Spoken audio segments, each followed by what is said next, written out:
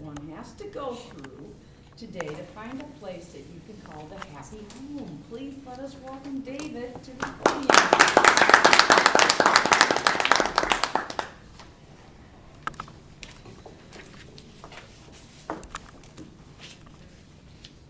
Now is the time to buy. That's what our realtor told my wife Laura and I when we first met with her. Interest rates or mortgage rates are low. List prices for homes are also cheap.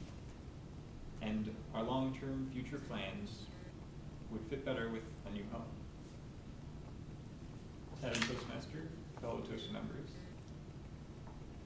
this is my second time going through the home buying process, and it's been exciting and thrown a few surprises at us as well. I would like to share with you what the basics of the home buying process are as we have learned them. So whether you go forward and purchase your own home or help someone else go through the home buying process, I hope that I will prepare you so that you can keep your surprises smaller and make the experience a great one. So I would divide the home buying process up into 4 different phases: the search, the negotiation, the financing, and closing. To start the search phase, you need to answer 2 questions. First question is, what do you want? And the second one is, what can you afford? What you want can vary at different times in your life. For example, my wife and I, when we purchased our first home, wanted to save money. So we went out and looked for a house that was cheap, that was going to be low maintenance, and was close to where we worked. Our current priorities have shifted, and now we're looking for a place that has a good school district. Once you know what you want, you need to find out how much you can afford.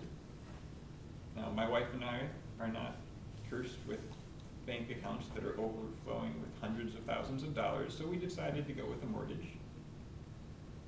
And so we talked with the lender to find out what we could afford and what we would like to spend. At this time, we also got what's called a pre-approval letter, and that's a document from the bank that you can use in making offers to show the seller that you are able to come up with a certain amount of money. So once you know what you want and what you can afford, you can start your search. You can look online, you can drive around neighborhoods and look for houses for sale.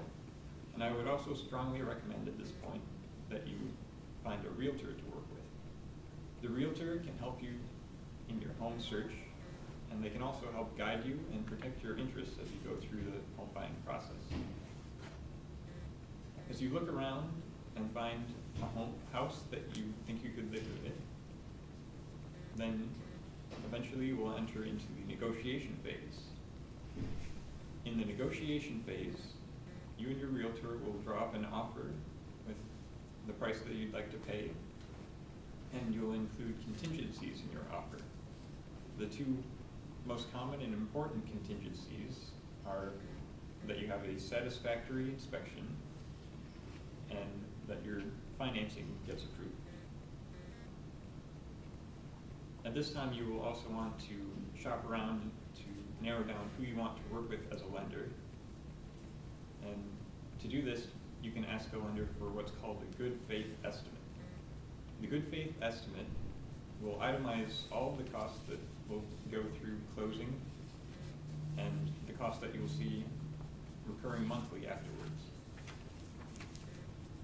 So after you've submitted your offer, the seller can take a look at it and either accept it as they see it, they can reject it, or they can counter with a change in terms. Hopefully after a little back and forth, you can come to an agreement, and then you can hold your inspection. Now the inspection is a very important part.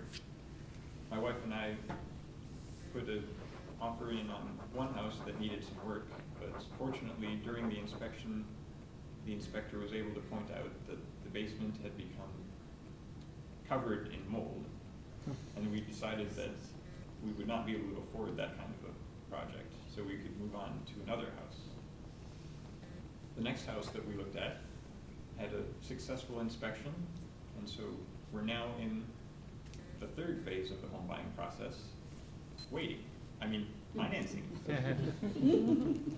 Financing does seem a lot like waiting.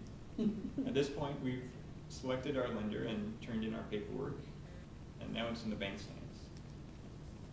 They've ordered an appraisal to make sure that the house is worth what we want to pay for it, and they are also seeking a title commitment, which will show up as title insurance and closing costs. Title insurance guarantees that the owners actually own the house and can sell it to us, that the description of the property is accurate, and that there's not any extra liens on the property that will show up later. Assuming all this goes through clearly, we'll be able to move on to our closing phase of the home buying process. And there we'll be reading through stacks of paperwork, asking questions, and signing. After that, then we get our keys. And the first thing you do after you get keys is change the locks. And then we will be able to enjoy our new house. So those are the basics of the home buying process. I hope that you are a little more prepared so that the next time you are involved in the home buying process, you can make it an enjoyable one. Thank you for your time, and I'll turn it back over to our Toastmaster. Thank you.